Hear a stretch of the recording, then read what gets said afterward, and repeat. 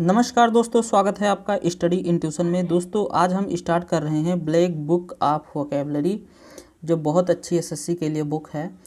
तो हम इसके जो फर्स्ट चैप्टर हैं वन वर्ड सब्स्टिट्यूशन, इसी से हम स्टार्ट कर रहे हैं। तो चलिए स्टार्ट करते हैं बिना किसी देरी के। दोस्तों पहला नंबर क्वेश्चन है इनफालिबल। इनफालिबल दोस्तों क्या होता है? जो अचूक होता है, जिसे कोई चूक नहीं होता है, इनफालिबल कहलाता है। इनफालिबल जिससे कोई चूक नहीं होता है। That never fails, always doing what it is suppose to be. Infallible जिससे कोई भी गलती नहीं होती, कोई भी चूक नहीं होती, उसे इनफालिबल कहते हैं। इनफालिबल मतलब होता है दोस्तों अचूक। इनफालिबल मतलब होता है अचूक होता है इनफालिबल मतलब।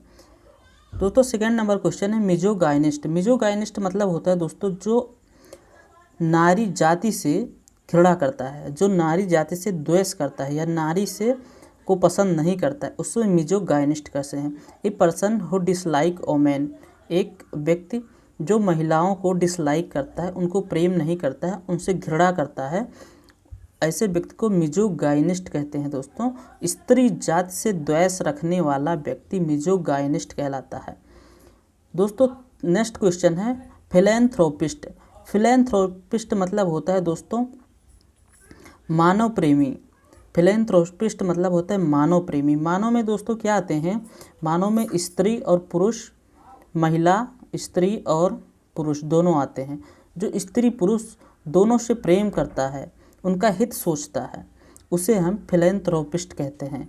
फिलैंथ्रोपिस्ट इसको देख लेते हैं दोस्तों। A rich person who helps the poor and those in need specially by giving money.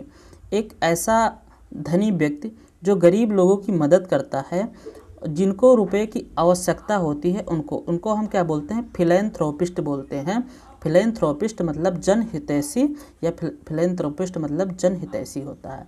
दोस्तों आशा करता हूँ ये भी आपको समझ में आया होगा और याद हो गया होगा।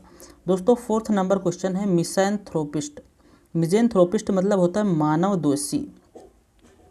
मिज़ैंथ्रोपिस्ट मतलब होता है मानव दोषी। A person who hates and avoids other people, एक व्यक्ति जो घृणा करता है और अवॉइड करता है दूसरे लोगों से, उसे हम मानव दोषी कहते हैं। दोस्तों मानव दोषी।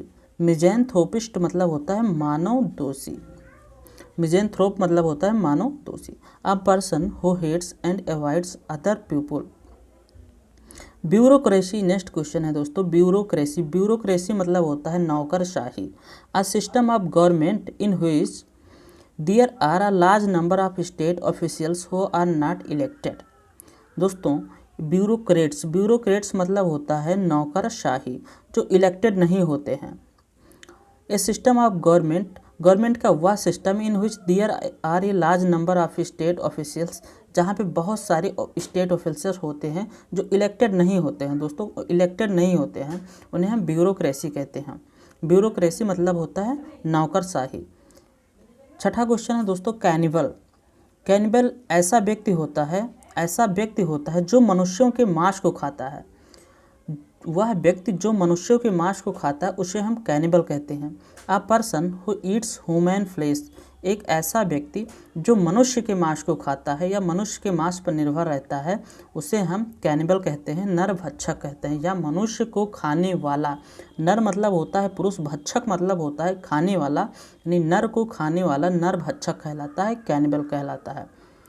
7 नंबर क्वेश्चन है दोस्तों क्लस्ट्रोफोबिया।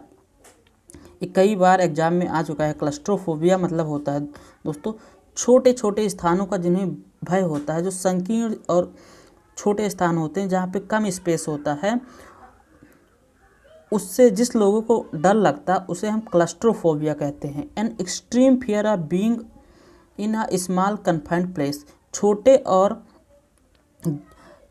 घने क्षेत्रों में जिनको डर लगता है उन्हें हम क्लस्ट्रोफोबिया कहते हैं। क्लस्ट्रोफोबिया छोटे जगहों में होने का, इसमें दोस्तों थोड़ा सा मिस्टेक है, छोटे जगह में होने का अत्यधिक जो डर होता है उन्हें हम क्लस्ट्रोफोबिया कहते हैं। तो दोस्तों आशा करता हूँ ये भी आपको समझ में आया होगा। चलता हूँ दोस्तों नेक्स्ट क्वेश्चन पे। हमारा नेक्स्ट क्वेश्चन क्या है? इगोइस्ट। दोस्तों नेक्स्ट क्वेश्चन है इगोइस्ट। इगोइस्ट मतलब होता है अहंकारवादी। इगोइस्ट मतलब होता है दोस्तों अहंकारवादी। जिस व्यक्ति के पास बहुत अहंकार होता है इगोइस्ट कहलाता है। इगोइस्ट मतलब होता है दोस्तों ईगोइस्ट मतलब होता है अहंकारवादी।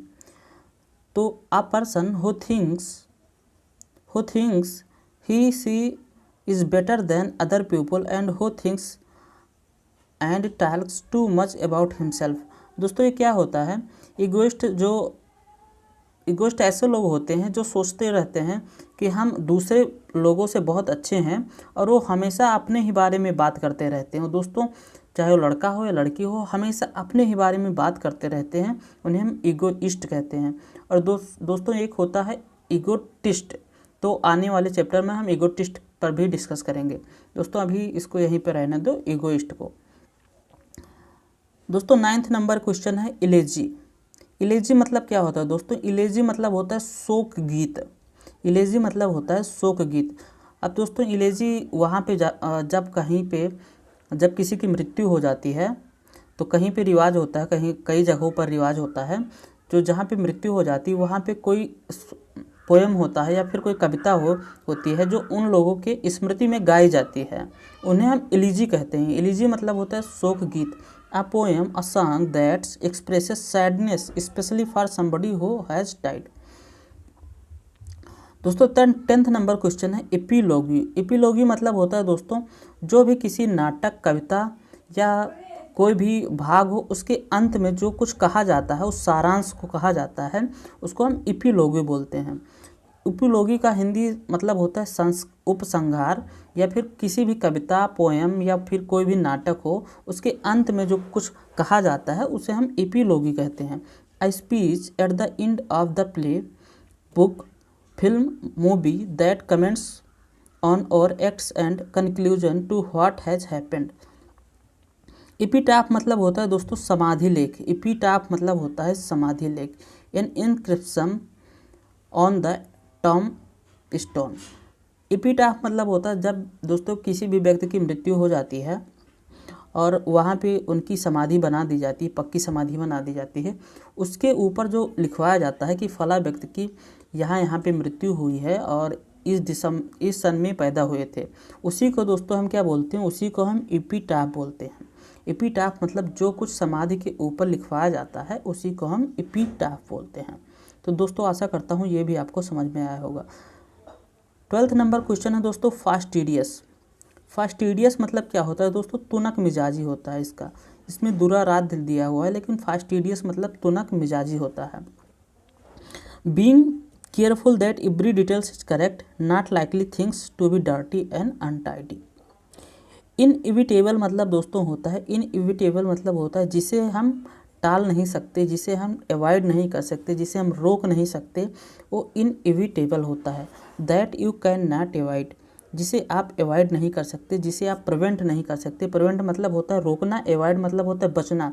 जिससे आप बच नहीं सकते या जिससे आप रोक नहीं सकते उसे इनएविटेबल बोलते हैं। तो दोस्तों आशा करता हूँ ये भी आपको याद हो गया होगा। ओलिगार्ची।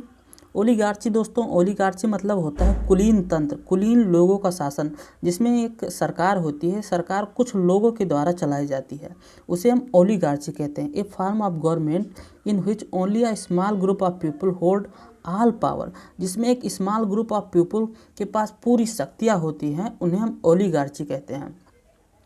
फिर है दोस्तों ऑप्टिमिस्ट। ऑप्टिमिस्ट मतलब होता है दोस्तों आशावादी। ऑप्टिमिस्ट मतलब होता है आशावादी।